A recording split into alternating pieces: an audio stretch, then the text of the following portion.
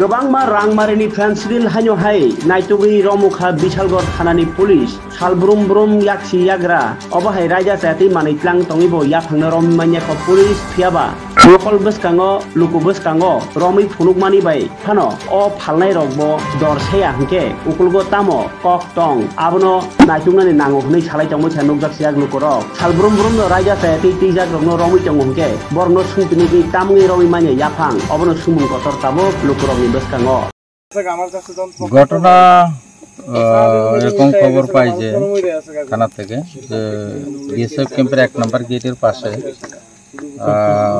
12টা 40-45 দিকে একটা Bolero pickup outline হয়ে যায় এবং এটা ফেন্সিডেল লোডেড ছিল।